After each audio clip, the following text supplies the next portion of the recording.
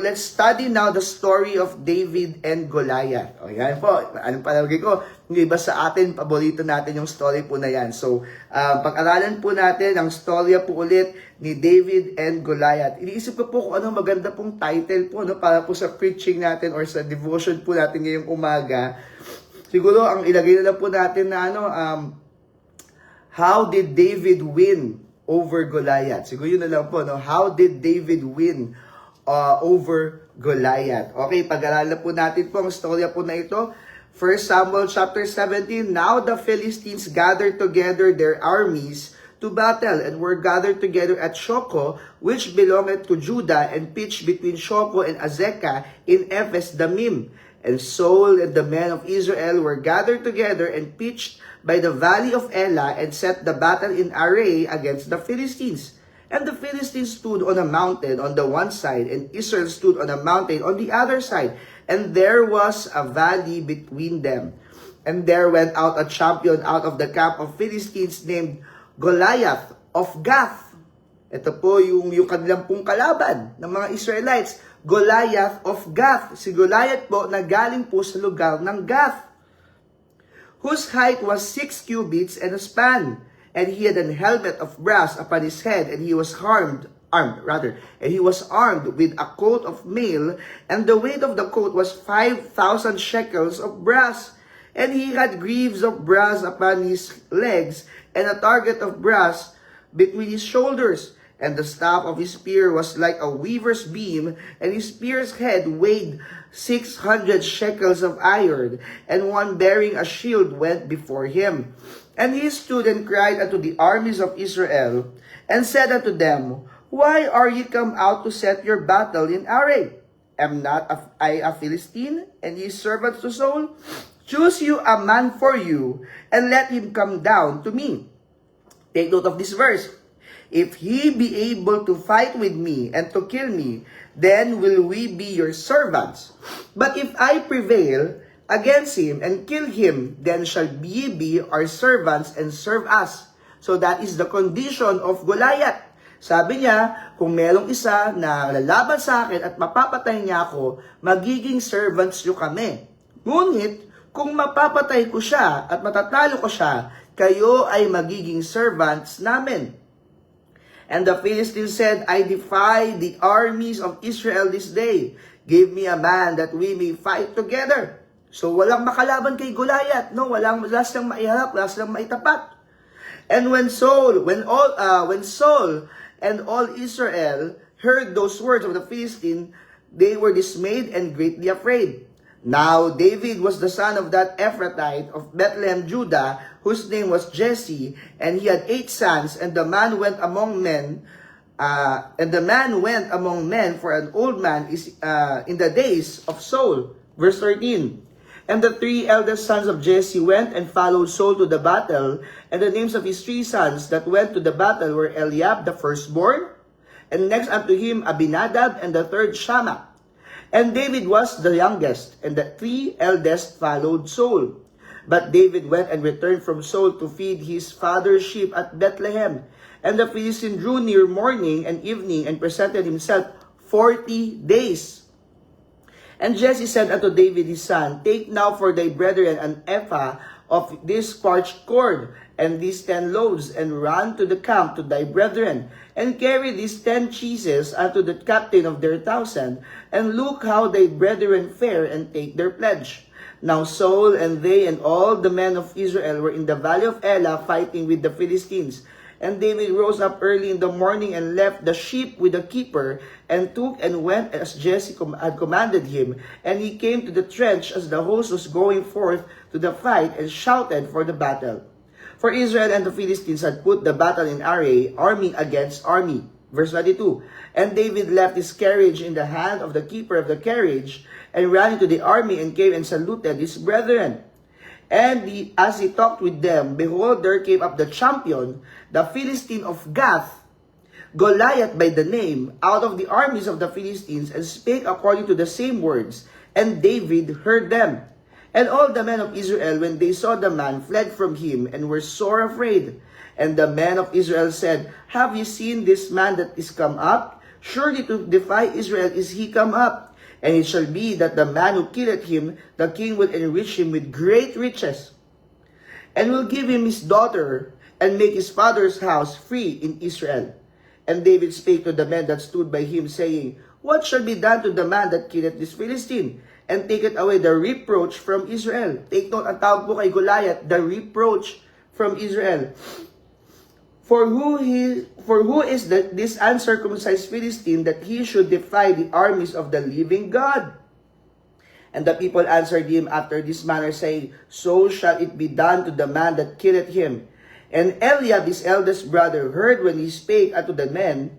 And Eliab's anger was kindled against David, and he said, Why camest thou down hither? And with whom hast thou left those few sheep in the wilderness? I know thy pride and the naughtiness of thine heart, for thou art come down that thou mightest see the battle. And David said, What have I now done? Is there not a cause? So ang sabi ni Eliab, yung panganay, alam ko yung yabang mo at yung kakulitan mo, kaya ka pumunta dito, gusto mo makita yung gyera. Pero sabi ni David, anong ginawa ko? Wala bang dahilan kung bakit ako nandito? Verse 30, and he turned from him toward another and spake after the same manner. And the people answered him again after the former manner.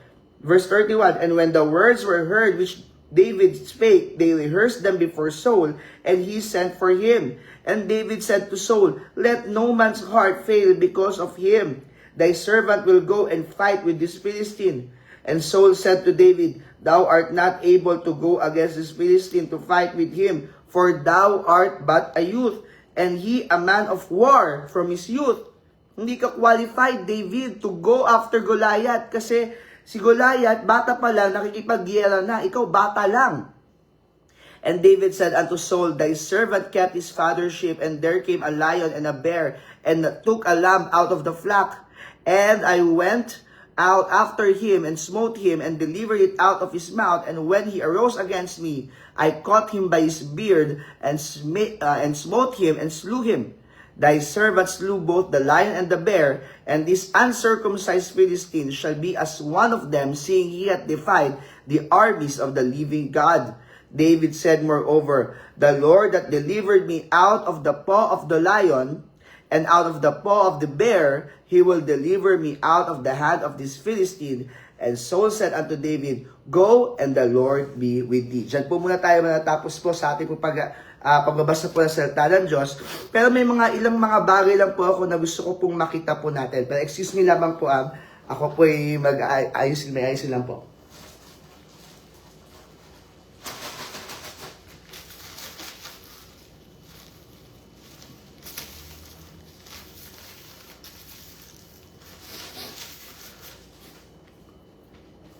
Yan, pasensya na po. Excuse me po. Ayan po. So, may gusto lang po akong makita po ng bawat isa po sa atin patungkol po sa istorya po na ito, mga katotohanan po na pinakita po ng mga verses po na nabasa po natin.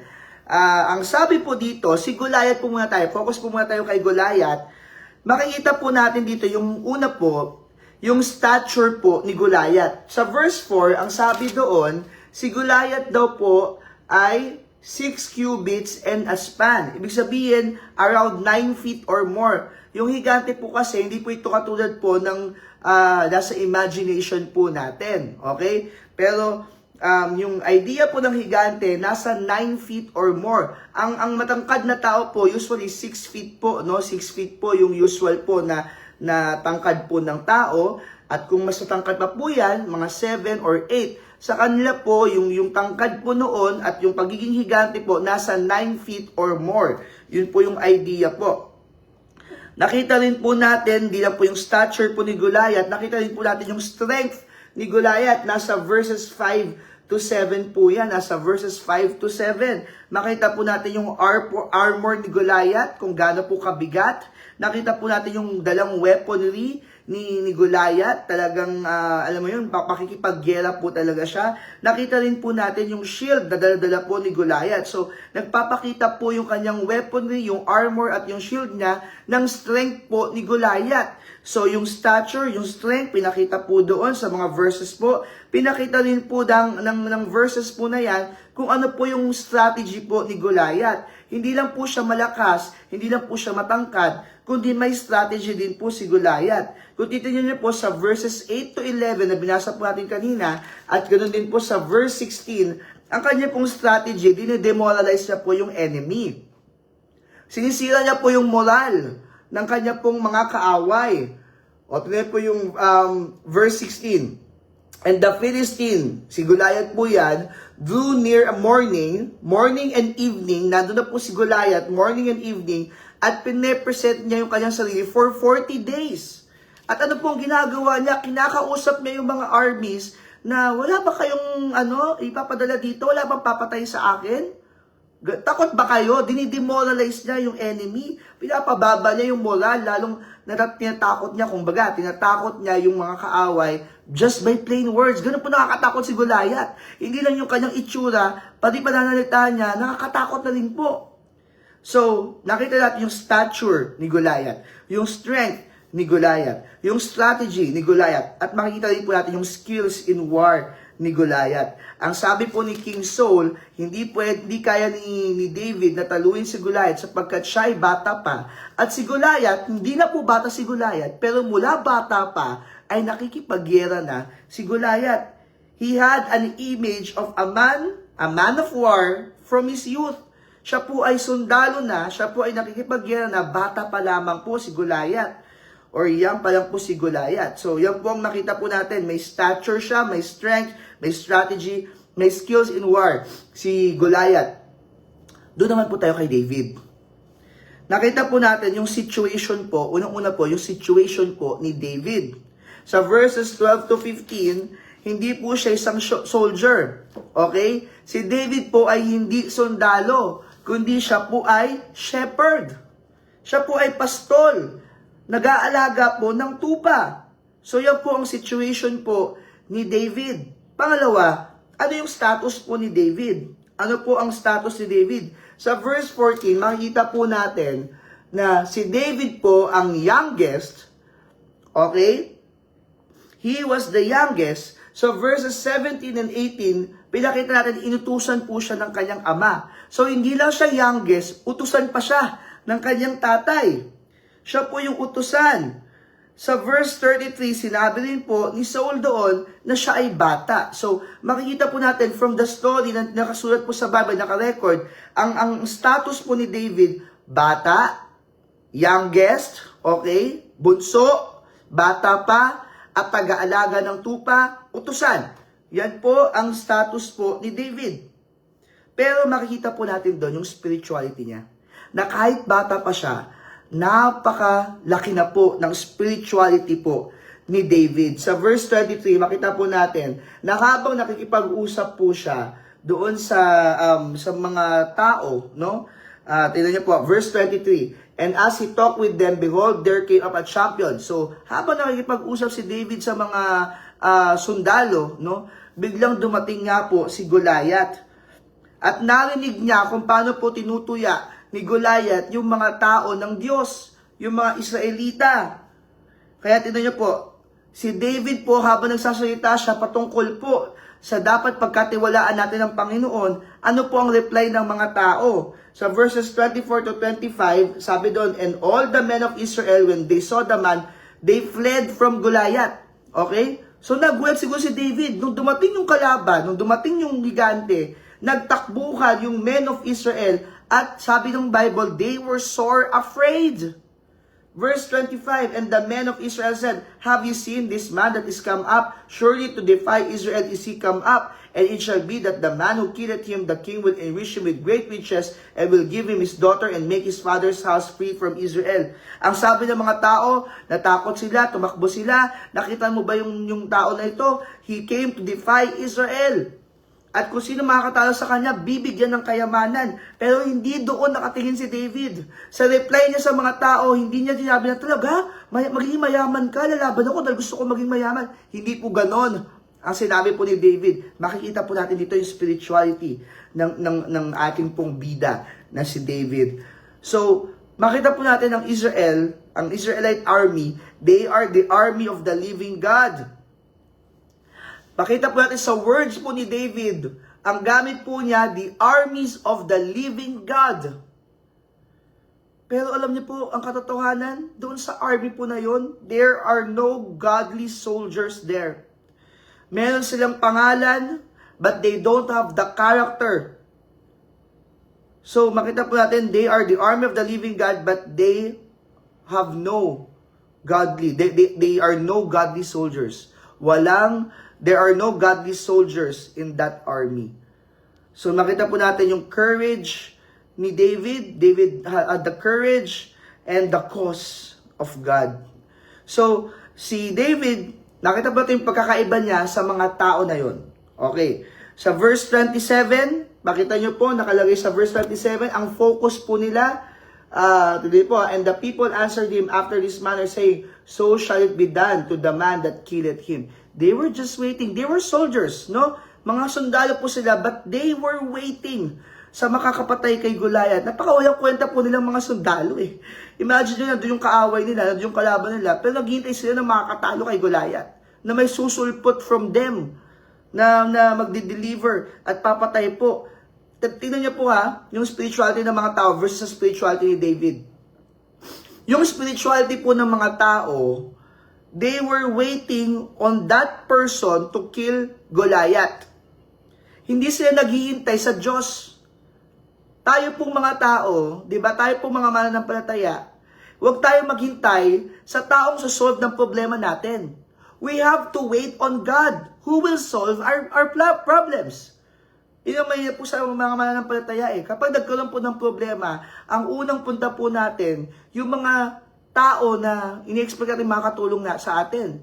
Kaya kapag hindi sila nakatulong, ano po yung magiging feelings po natin? Magtatampo po tayo, di ba? Magkakaroon tayo ng sama ng loob. Kasi nakatutok po tayo sa tulong ng tao. Pero ang dapat po natin gawin, tulong ng Diyos ang hintayin po natin. Tulong ng Diyos ang una po natin hingiin. At ang Diyos ang magpapadala ng tulong po sa atin. Yan po ang spirituality ng mga tao that time sa Israel.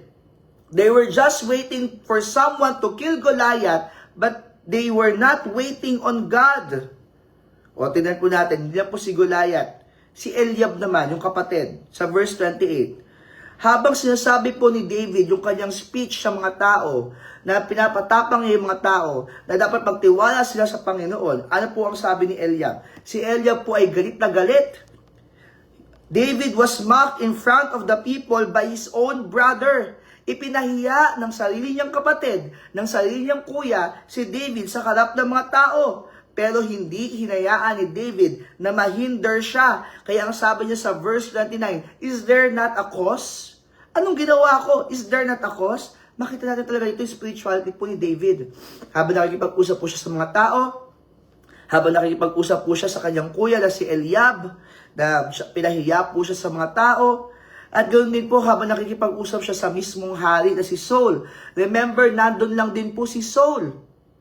Sa verse 32, ang sabi po doon, and David said to Saul, let no man's heart fail because of him, because of Goliath. Thy servant will go and fight with this Philistine. Ang sabi po ni Saul sa verse 33, hindi mo kaya yan, ikaw ay bata pa, at si Goliath ay bata pa lang, nakikipaggera na. Pagdating po sa verse 34, ang sabi ni David, pinakita niya yung 34, verse 35, di ba? At 36, na siya po ay nakapatay ng leon at saka ng oso. At sa verse 37, sinabi ni David how the Lord delivered him out of the paw of the lion and of the bear. Kaya sa verse 38, and Saul armed David with his armor, and he put a helmet of brass upon his head, and also he armed him with a coat of mail. So, binigyan ng weapons and armor si David ni Saul. Pero po sabi ni David, and David girded his sword upon his armor, and he essayed to go, for he had not proved it.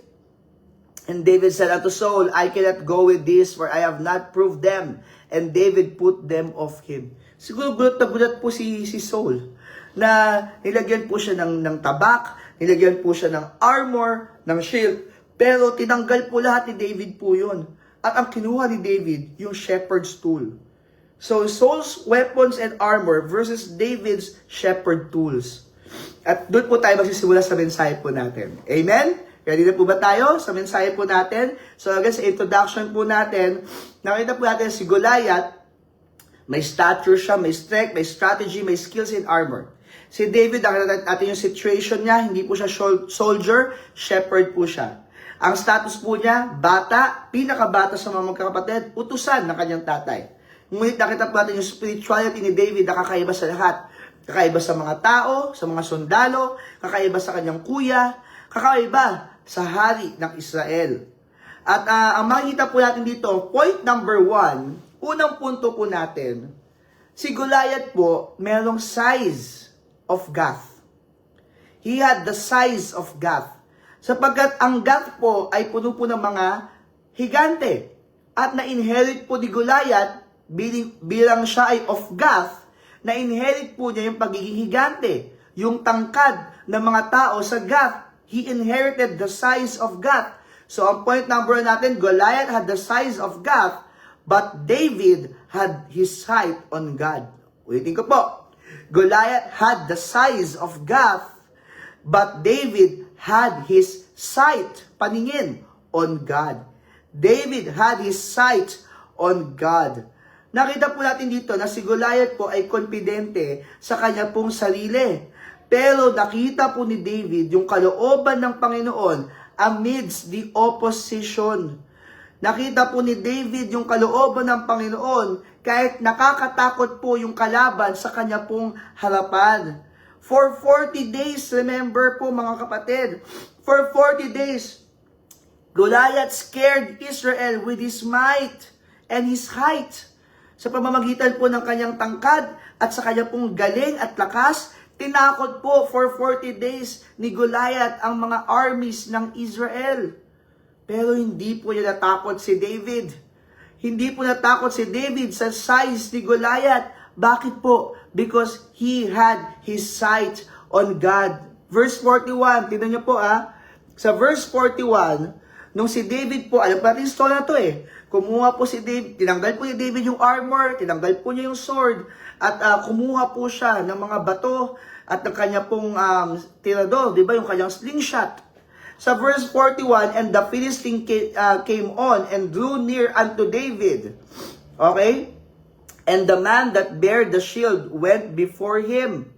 So makita po natin na ito po yung senaryo na nagharap na po si David at Goliath. At makikita po natin ang isang bata na walang armor, walang sword, lumapit po yung kaaway niya na merong mabigat na armor, merong tagahawak ng shield, at merong sword. At makikita po natin, di ba, isang higante ang kaharap po ng ating pong batang-bata na si David. Hindi po natakot si David, mga kapatid. Kahit may size yung kanya pong kalaban, meron pong sight na may pagmamalaki si David. Ano po yung paningin po na yon? Ang kanyang pagtingin sa kanyang Diyos. Ang kanyang pagtitiwala sa kanyang Diyos. Kaya po mga kapatid, ano pong pwede maging application po sa atin ito? Sa lakad po ng mga higanting ating pong hinakalap sa buhay natin, huwag mong kakayaan na ikaw ay mapatumba ng mga higanti na yan. Huwag mong kakayaan na tumingin tayo sa kalaban natin. Tumingin tayo sa laki ng Diyos natin. Kahit malaki yung ating kalaban, surely our God is bigger and greater than all our obstacles, than all of the Goliaths in our life. Yan po yun. Yan pong lesson po dyan. Si David po hindi nakatingin sa laki ng kaaway. Hindi nakatingin sa galing ng kaaway. Nakatingin po siya sa laki ng Diyos niya. Nakatingin po siya sa galing ng Diyos niya. Number 1, Goliath had the size of God, but David had his sight on God. Number 2, pangalawa po, Goliath had the superiority of Gath. Goliath had the superiority of Gath. Ang Gath po ay isa po sa 5 main Philistine cities. Ibig sabihin, isa po ito sa mga capital po ng Philistines. One of the last refuges of Anakim, ito po yung Gath, isa sa mga last refuges. Okay, refuges of Anakim. Ang Anakim po ay kilala po sa Bible bilang race of biblical giants. So ito po yung ilan sa mga tira po ng mga lugar, no, nang galing po kay Anakim na race of biblical giants. So alam po natin na yung Gath talaga, punong-puno po ng mga higante. Kaya nga po sa verse 39, makita po natin doon, and David girded his sword upon his armor, and he essayed to go, for he had not proved it. And David said unto Saul, I cannot go with this, for I have not proved them. Ang sabi po ni David kay King Saul, tungkol sa kanya pong armor and weapons, hindi siya pwedeng pumunta doon sa laban ng meron nito. Bakit? Dahil hindi pa niya napoprove yung sword at yung armor. Pinapakita po dito na hindi siya tiwala doon sa armor. Hindi siya tiwala doon sa weapons. Kaya hindi siya pupunta na may weapons at may armor na gaya po kay Saul. Sabi niya, I have not proved them.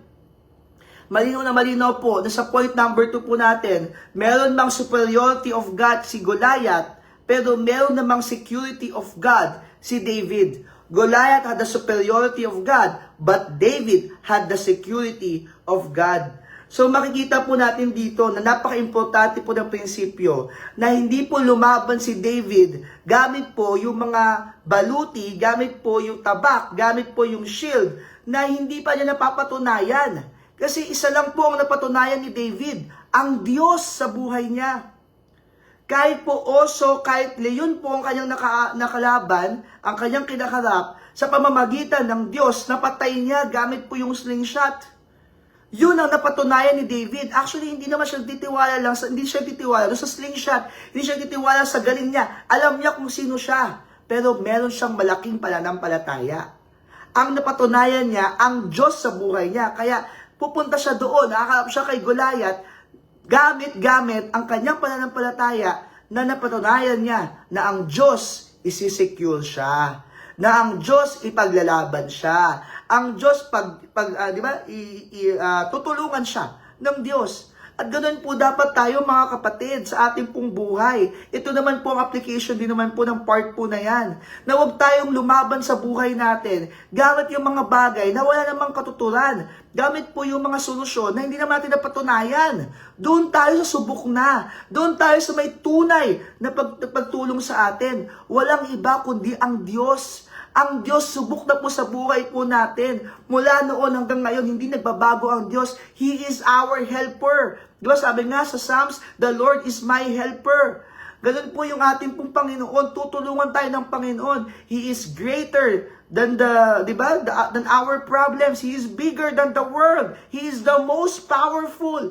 Kaya si David lumaban dun sa gera, sa harap ng higante. Hindi siya natakot sa higante kasi alam niya ang Diyos. Subok niya ang Diyos. Kaya mga kapatid, sa ating pong mga pinagdadaanan, sa buhay po natin, huwag tayong sumuong ng gamit yung mga hindi subok na solusyon. Diba? Pupunta ka sa isang tao, doon ka aasa, pupunta ka sa isang desisyon, hindi mo sigurado. Doon tayo sa Diyos muna. Dahil ang Diyos subok na po. Alamin natin yung kalooban niya. And mind you, mga kapatid, sometimes we don't know we don't understand kung bakit doon yung tayo pinapadaan ng Panginoon.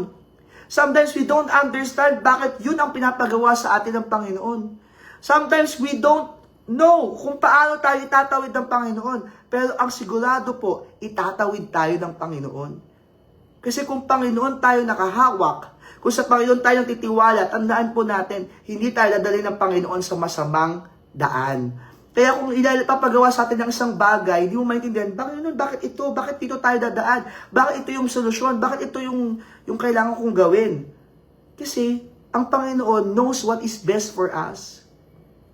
He sees the future. He holds tomorrow. So please, my dear brethren, trust God kung ano man yung way niya. Sometimes it's not our way, but remember, His thoughts are higher than our thoughts, and His ways are higher than our ways. Si David po pumunta po sa laban. Kahit superior sa kanya si Goliath of Gath. Pero, nandun si David, hindi ginamit yung armor ng tao, hindi ginamit yung tabak ng tao, yung sword ng tao, hindi ginamit yung shield ng tao, o kung ano pa mang weaponry ng tao. Ang kanyang dala lamang, yung pananampalataya niya sa Diyos, because he had the security of God. He knows that God will never fail him. He knows that God will be there for him to defeat the enemy. Kaya naman sa pangatlo po natin, nakikita po natin, una po, Goliath had the size of Gath. David had his sight on God. Pangalawa, Goliath had the superiority of Gath. David had the security of God. And point number 3 and last, Goliath had the support of Gath. David had the supremacy of God. May malaking suporta po si Goliath galing po sa Philistine army. Pero alam niyo po, ang nakita ko po dito, kahit ano pang suporta ng mga problema natin sa buhay, kahit ano pang suporta nang gagaling yung mga kaaway natin sa buhay, di ba? Kung kasama mo ang Diyos, walang kwenta yan. Walang saysay yung mga yan. Walang epekto yung mga yan. Because our God is the supreme God. He is the sovereign God. Tandaan po natin, huwag po tayong matakot po sa mga Goliath sa buhay natin. Kahit pag gaano kalawak po ang support po ng mga yan. Kasi we have the supreme God. So again, Goliath had the support, may have the support of God, but David had the supremacy of God. David became the soldier of God instantly. From becoming a shepherd, diba, a humble shepherd, he became the soldier of God. He made sense to the army of the living God. Walang sense eh. Yung army, takot. Tumatakbo. Samantalang may Diyos sila. Si David po ang nagbigay ng sense, ng logical sense, sa army of the living God. Kaya nga, ilang beses po in-emphasize ni David doon, kayo ang armies of the living God. Buhay ang Diyos nyo. Buhay ang Diyos natin. He showed to the people that Israel had a God. And thus, these people started to trust God and pursued the Philistines. Remember, no, ang sabi sa verse 9, kung sino makakatalo sa kanya, diba? Magiging servant nila. Yun ang agreement. Sabi ni Goliath, kung matatalo ko kayo, okay, magiging servant nyo kami, magiging servant ko kayo. Okay, magiging servant namin kayo. Pero kung sino makakatalo sa akin, magiging servant nyo kami. At nakita po natin, no, yung story. Nagamit po yung bato, yung mga smooth stones na kinuha niya sa river. At gamit po yung kanyang slingshot. Diba? Sa umpisa po tinutsapa po ni Goliath So, tingnan po natin. Verse 42. And when the Philistine looked about and saw David, he disdained him. For he was but a youth and ruddy and of a fair countenance. Ito yung iangat nyo sa akin. Bata. Pogi pa. Diba? Kasi fair countenance sabi Ibig sabihin, parang talagang hindi mukhang sundalo. Parang siguro sabihin nating musmos. And the Philistine said unto David, Am I a dog, that thou comest to me with staves? And the Philistine cursed David by his gods. Minura-mura po ni Goliath si David. Okay? Aso? Tapos nagmura-mura na po si David. And the Philistine said to David, Come to me, and I will give thy flesh unto the fowls of the air, and to the beasts of the field. Pero take note mga kapatid, hindi po natakot po si David. Then said David to the Philistine, Thou comest to me with a sword, and with a spear, and with a shield. But I come to thee in the name of the Lord of hosts, the God of the armies of Israel, whom thou hast defied. This day will the Lord deliver thee into mine hand, and I will smite thee, and take thine head from thee, and I will give the carcasses of the host of the Philistines this day unto the fowls of the air, and to the wild beasts of the earth, that all the earth may know that there is a God in Israel. And all this assembly shall know that the Lord saveth not with sword and spear, for the battle is the Lord's, and He will give you into our hands. Mga kapatid, nakita po natin yung mga words ni David. Yung shield, yung sword, yung spear ni Goliath versus the staff, the smooth stones, the shepherd's bag, and the sling of David. Ito po yung mga simple tools that show God's supremacy over Goliath. Alam niyo po, minsan ginagamit ng Panginoon yung mga simpleng mga bagay upang masolve yung mga mahihirap na problema. Kaya kung gaano kahirap ang problema nyo, tandaan nyo, mas malaki yung Diyos natin, may security tayo ng Panginoon, tayo pababayaan ng Panginoon, at may supremacy ang Panginoon. He is supreme, He is the sovereign God. He is always in control. Kaya yung mga may complicated yung problema, yung mga mahihirap na problema, alam nyo, simple lang minsan ang solusyon ng Panginoon. Ang kailangan mo lang magtiwala.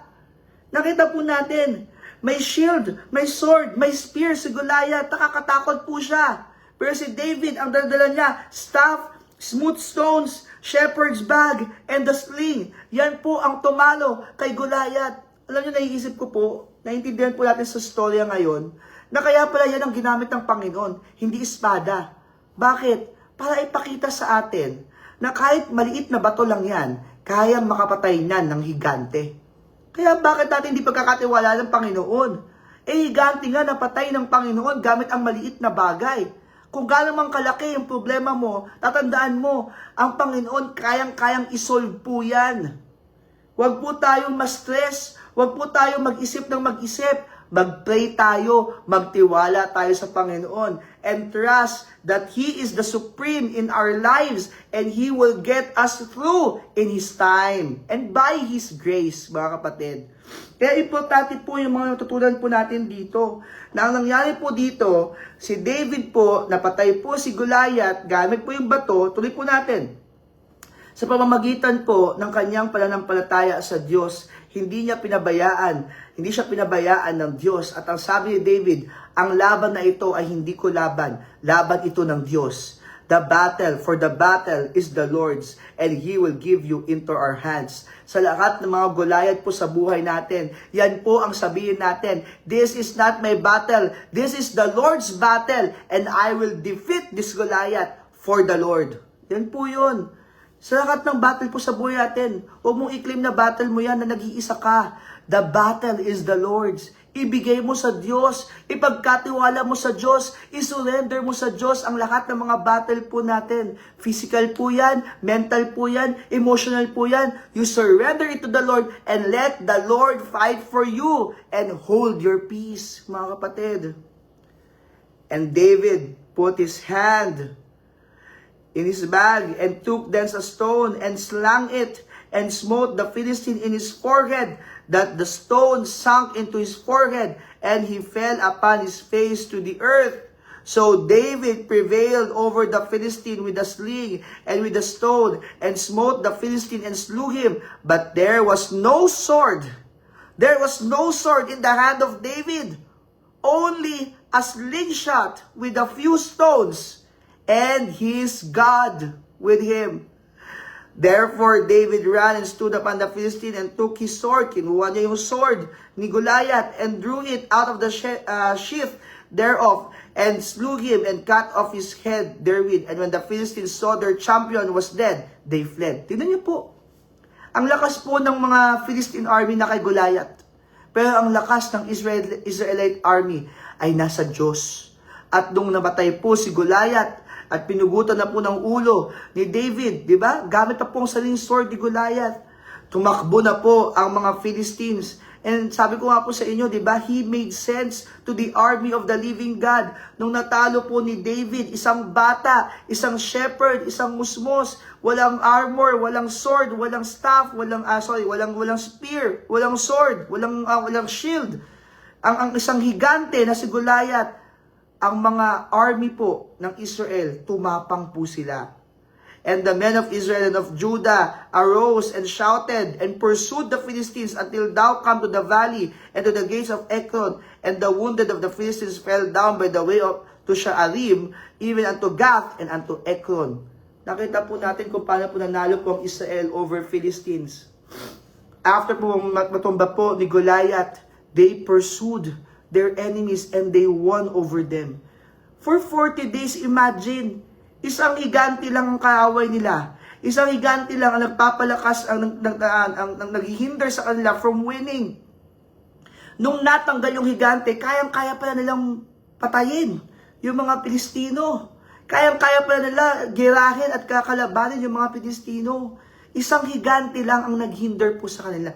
Buti na lang may nag-appear na David na daladala ang kanyang pananampalataya sa Diyos. At nakita po natin how David made sense of the armies of the living God, how he encouraged them, how he gave them, di ba, yung courage to pursue the Philistines after he killed Goliath. Kaya po, mga kapatid, ang maganda pong matutunan po natin from this story, sana po matutunan po natin ang lahat ng mga application po ng magandang story po na ito. Isang sikat na story na kapag tayo po ay may mga battle, isa po ito sa mga i-revisit po natin. Isa po ito sa basahin po natin. At matutunan po natin na kapag meron din po tayong mga Goliath sa buhay po natin, number 1, stay in God. Remember, the battle is the Lord's. Sa Diyos po, ang battle po na ito na pinagdadaanan po natin. Stay in God. Huwag po tayong aalis sa Panginoon. Kaya nga po kapag tayo po ay may problema, hindi tama nang una natin aalisin ang Diyos. Kapag tayo may problema, ang gagawin po natin, hindi tayo mag-church. Kasi may pinagdadaanan ako. Pag may pinagdadaanan ka, mag-church ka. Kapag may pinagdadaanan ka, maglingkod ka, mag-worship ka. Diba? Pumunta ka sa, diba, makipag-usap ka sa pastor, makipag-usap ka sa mga godly brethren po natin. Hindi kapag may problema tayo, pupunta tayo sa mga tao na hindi naman makakapagbigay ng tamang advice sa atin. Lalo na kung hindi naman galing sa Bible, na ang bibigay sa atin, negative thoughts lang po. Doon tayo sa Diyos, mag-pray tayo, diba? Lumapit tayo lalo sa Diyos pag meron po tayong problema. Pag tayo po'y lumalalim sa ating pong lungkot, pag tayo po'y nabibigatan sa ating pong problema, ang una po natin dapat gawin, tayo po'y manatili sa Diyos.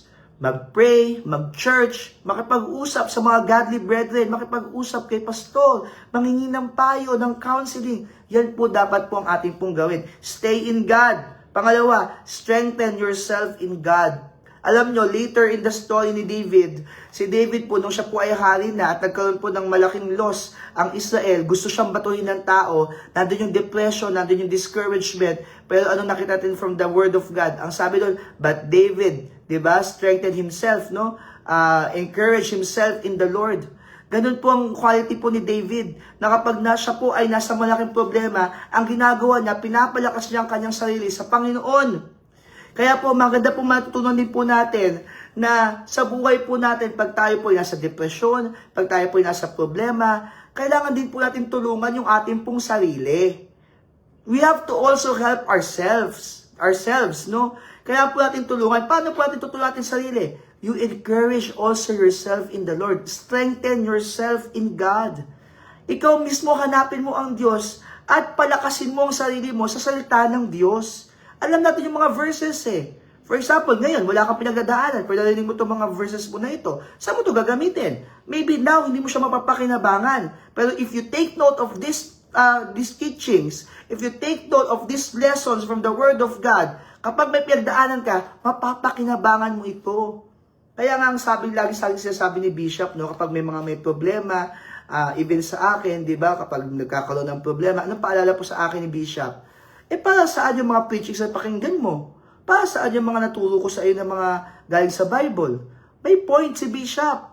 Kasi saan mo gagamitin itong mga preachings na ito? Kapag dumating na yung mga Goliath, ito yung iyong i-revisit. Kaya nga maganda na take note po tayo eh. Maganda na tatandaan natin yung mga mensahe. Maganda na talagang itinatatang natin sa puso't isipan natin yung mga mensahe. Bakit? Kasi doon mo siya mapapakinabangan pag ikaw ay dumating na sa pagkakataon na may nakaharap ka ng Goliath. Maalala sana natin yung ginawa ni David. Strengthen yourself in God. Kaya kapag kayo may problema, balikan nyo yung mga preachings. Balikan nyo yung mga notes nyo. Balikan nyo yung mga devotion nyo. At doon kayo lalakas sa Panginoon. Stay in God. Strengthen yourself in God. And last, kung may mga Goliath tayo sa buhay po natin, paano nanalo si David? How did David win over Goliath? Siya po ay nanalig sa Diyos. Succeed in God. In God, there is success.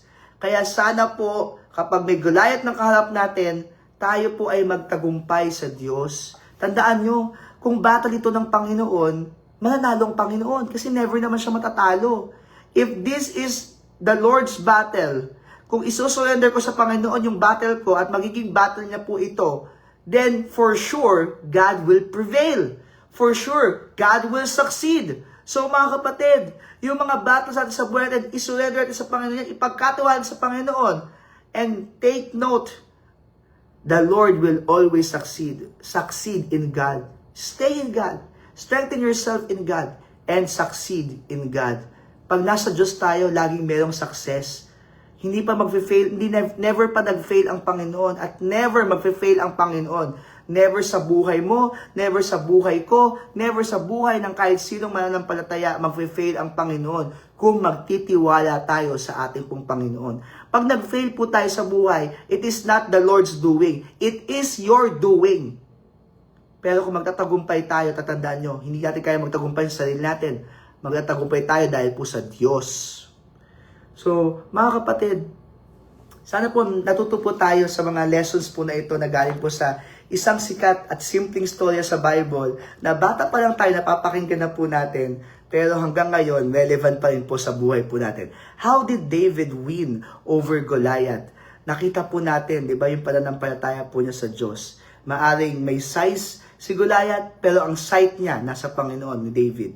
Maaring si Goliath po ay superior pero may security si David sa Diyos. Maaring may support si Goliath from God. Pero nakita po natin na supremacy, yung supremacy po ng Diyos kay Goliath at sa kahit si anong suporta po niya.